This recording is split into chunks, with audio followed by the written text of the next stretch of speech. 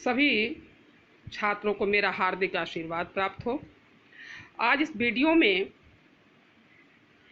मैंने काव्य खंड के प्रथम अध्याय कक्षा 11 सामान्य हिंदी के साखी एवं पदावली से संबंधित मुख्य अवतरणों के प्रश्नोत्तर पर चर्चा करेंगे। इसके पहले वाले वीडियो में मैंने कबीरदास का जीवन परिचय एवं पहली और दूसरी साखी से संबंधित प्रश्नोत्तर आपको प्रेषित किया है। सारे पूरे पाठ के प्रश्नोत्तर का वीडियो एवं PDF भी इसलिए मैं आपको प्रेषित करना चाहती हूँ कि आप सभी भी इसी तरह से, जिस तरह से ये काम किया गया है, इसी तरह से अपनी कॉपी में आप कार्य करेंगे और साफ सुथरा सुंदर लेख में आपकी प्रस्तुतिकरण होनी चाहिए ताकि आपको पूरे अंक मिल सकें। इस हेतु मैंने इस पूरे पाठ का प्रश्नोत्तर, व्याख्या, वीडियो एवं PDF के माध्यम से आपको मैं प्रेषित कर रही हूँ। आज हम तीसरी और चौथी साखी से शुरू करते हैं। तीसरी साखी है, दीपक दिया तेल भरी बाती दई घट, पूरा किया बिसाहुड़ा बहुर न आवऊं हट। चौथी साखी है, बूढ़े थे परी उबरे, गुरु की लहरी चमंकी, भेरा देखा जरजरा उतरी पड़े फरंकी। अब इससे संबंधित इसमें जो रेखांकित अंश है उसकी व्याख्या है और इससे संबंधित जो प्रश्न बनते हैं उस पर मैं आगे बढ़ती हूँ। पहला प्रश्न है, उपर्युक्त पंक्ति में दीपक तेल बाती शब्द किसका प्रतीक माना गया है? इसका उत्तर है, दीपक शरीर का, तेल ईश्वरीय प्रेम का, बाती ईश्वरीय चिंतन या ज्ञान का प्रतीक माना गया है। दूसरा प्रश्न है, उपर्युक्त पंक्ति में बिसाहुड़ा शब्द का क्या अर्थ है? इसका उत्तर है, बिसाहुड़ा का अर्थ है क्रय विक्रय अर्थात जन्म मृत्यु। अगला प्रश्न है तीसरा, गुरु की लहर चमक पंक्ति का क्या आशय है? इसका उत्तर है, इस पंक्ति का आशय यह है कि गुरु के ज्ञान रूपी तरंग अथवा लहर के प्रकाश में जीवात्मा ने संसार की सारहीनता को देख लिया। अगला प्रश्न है, रेखांकित अंश की व्याख्या कीजिए। अब ये रेखांकित अंश की व्याख्या है तीसरी साखी का, दोनों ही पंक्ति रेखांकित है, तो ऐसी दशा में आप इसका उत्तर इस तरह है, गुरु ने अपने शिष्य के शरीर रूपी दीपक में ईश्वरीय प्रेम रूपी तेल से भर दिया और इसमें कभी न घटने वाली ईश्वरीय चिंतन रूपी बत्ती भी डाल दी। इस अद्भुत ज्ञान रूपी दीपक के प्रकाश में कबीर ने अपने जीवन का फेरा पूरा कर लिया। इस प्रकार अब उसे संसार रूपी बाजार में कुछ भी खरीदने बेचने के लिए दोबारा नहीं आना पड़ेगा, क्योंकि उसकी जीवात्मा ब्रह्ममय हो जाएगी और परम ब्रह्म सनातन है, उसका जन्म मरण नहीं होता। यदि कबीर के पास ज्ञान रूपी दीपक न होता तो वह पथभ्रष्ट हो सकता था या अज्ञान के अंधेरे में उचित को ग्रहण न कर अनुचित को ग्रहण कर सकता था। ऐसी दशा में जीवन मुक्ति मिलना असंभव होता और जीवन मरण के चक्र में घूमना ही पड़ता। दोनों पंक्तियों का यह है रेखांकित अंश। अगला प्रश्न है, प्रस्तुत पंक्तियों में कौन सा अलंकार है? इसका उत्तर है,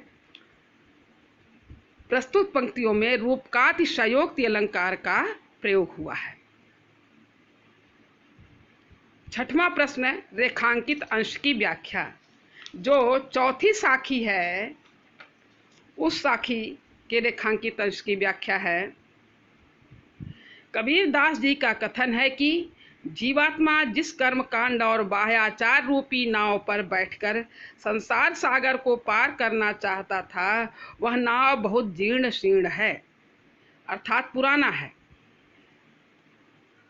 सांसारिक माया मोह तो सारहीन है, इसलिए मैं झट से कूदकर नाव से अलग हो गया, अर्थात साधना तट को स्वीकार कर लिया।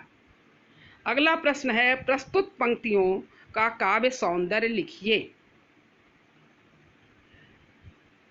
इसका उत्तर है, इसमें रस है शांत, छंद है दोहा, अलंकार रूप का अतिशयोक्ति अनुप्रास, गुण प्रसाद है, शब्द शक्ति लक्षणा है, भाषा सधुक्कड़ी है, शैली मुक्तक है। ये 7 प्रश्न दोनों साखियों से मैंने बनाया है। तो आपका एक एक प्रश्न कवि और शीर्षक से हो जाता है, वो आपको मालूम ही है। आगे है 11वीं साखी। लंबा मार्ग दूरी घर, बिकट पंथ बहुमार, कहो संतो क्यों पाइए दुर्लभ हरि दीदार। इसका प्रश्न है, इससे संबंधित जो प्रश्न है, प्रस्तुत पद्यांश में कबीर ने किस कठिनाइयों का वर्णन किया है। प्रस्तुत पद्यांश में भगवत प्राप्ति के मार्ग की कठिनाइयों का वर्णन किया गया है। दूसरा प्रश्न है, साधना पथ को लंबा क्यों कहा गया है। इसका उत्तर है, साधना पथ को लंबा इसलिए कहा गया है कि जीव अनेक योनियों में भटकते भटकते मनुष्य योनि में ही सौभाग्य से भगवान की ओर उन्मुख होता है। तीसरा प्रश्न है, साधना पथ को विकट क्यों कहा गया है। इसका उत्तर है, साधना पथ को विकट इसलिए कहा गया है कि माया भांति भांति के प्रलोभन सामने लाकर साधक को साधना पथ से विचलित करने का प्रयास करती है। अगला प्रश्न है, मार शब्द का प्रयोग किसके लिए हुआ है। इसका उत्तर है, मार शब्द का प्रयोग काम, क्रोध, लोभ, मोह, मद, मत्सर शारीरिक विकारों को कहा गया है, जो साधक की साधना रूपी संपत्ति को लूट लेते हैं। अगला 5वां प्रश्न है, प्रस्तुत पंक्ति में कौन सा अलंकार है। प्रस्तुत पंक्ति में रूपकातिशयोक्ति अलंकार है। अगला प्रश्न है, रेखांकित अंश की व्याख्या कीजिए। रेखांकित अंश की व्याख्या है, भगवान की प्राप्ति का मार्ग बहुत लंबा है, उसमें साधना करते करते पूरा जीवन ही लग जाता है। वह आसान नहीं है, उसमें बहुत बाधाएं हैं, जैसे परिवार, माया, अन्य सांसारिक आकर्षण आदि। जहाँ पहुँचना है वह घर परमात्मा का बहुत दूर है। रास्ता न केवल लंबा है अपितु बहुत बीहड़ भी है। फिर रास्ते में बहुत से लुटेरे भी मिलते हैं। जब इतनी विघ्न बाधाएं हो तो ऐसी स्थिति में हे संतों, बताइए कि भगवान के दुर्लभ दर्शन कैसे प्राप्त हो। अब है 12वीं साखी। 12वीं साखी जो मुख्य है उसका संकेत है, कबीरा रेख सिंदूर की काजल दिया न जाय, नैनु रमैया रमि रहा दूजा कहाँ समाय। अब इसका है दूसरा प्रश्न। पहला प्रश्न तो आपको मालूम है, कवि और शीर्षक से पूछा जाता है। दूसरा प्रश्न है, रेखांकित अंश की व्याख्या कीजिए।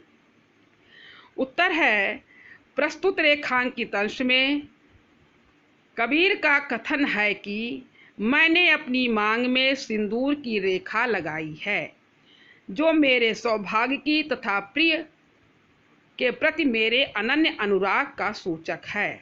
अब मुझे अपने प्रीतम का अर्थात परमात्मा का पूर्ण प्रेम प्राप्त है, तो आंखों में विषय वासना रूपी कृत्रिम काजल लगाकर मुझे अपनी शोभा बढ़ाने की क्या आवश्यकता है।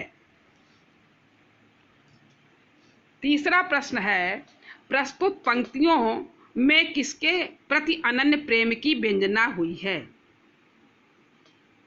उत्तर है, प्रस्तुत पंक्तियों में जीवात्मा द्वारा अपने प्रियतम परमात्मा के प्रति अनन्य प्रेम की व्यंजना हुई है। अगला प्रश्न है, सिंदूर तथा काजल किसका प्रतीक माना गया है। उत्तर है, सिंदूर सौभाग्य का अथवा परमात्मा के प्रति प्रेम का तथा काजल विषय वासनाओं तथा अज्ञान का प्रतीक माना गया है।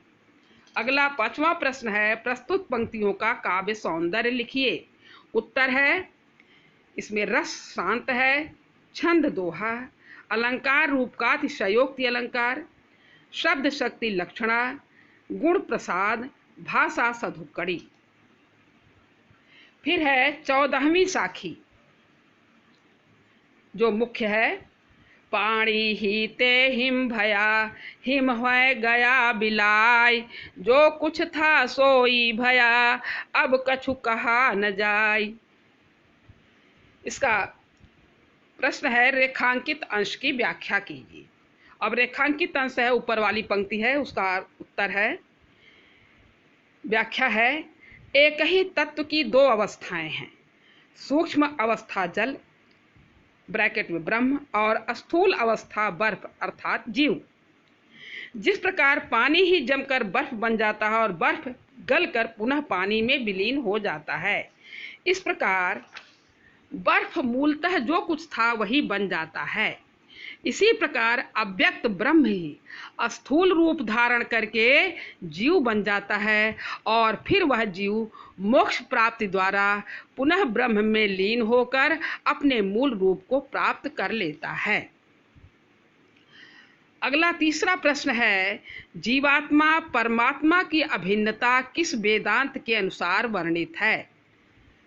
उत्तर है, जीवात्मा परमात्मा की अभिन्नता अद्वैत वेदांत के अनुसार वर्णित है। अद्वैत का मतलब जिसमें द्वैत भाव न हो, अलगाव न हो। अगला प्रश्न है, पानी और बर्फ किसका प्रतीक माना गया है। इसका उत्तर है, पानी परमात्मा का तथा बर्फ जीवात्मा का प्रतीक माना गया है। अगला प्रश्न है, कबीर ने पानी और बर्फ के माध्यम से किस बात को स्पष्ट किया है। इसका उत्तर है, कबीर ने पानी और बर्फ के माध्यम से जीवात्मा और परमात्मा की एक रूपता को स्पष्ट किया है। अगला प्रश्न है, प्रस्तुत अवतरण का काव्य सौंदर्य लिखिए। उत्तर में काव्य सौंदर्य इस प्रकार है, रस शांत है, छंद दोहा है, अलंकार अन्योक्ति है। अन्योक्ति मतलब अन्य उक्ति, उक्ति मतलब कथन, भाषा सधुक्कड़ी। इसका अवतरण का जो भाव साम्य है, माने इसी तरह का भाव जयशंकर प्रसाद की पंक्तियों में मिलता है। वह इस तरह है, नीचे जल था ऊपर हिम था, एक तरल था एक सघन, एक तत्व ही की प्रधानता, कहो उसे जड़ या चेतन।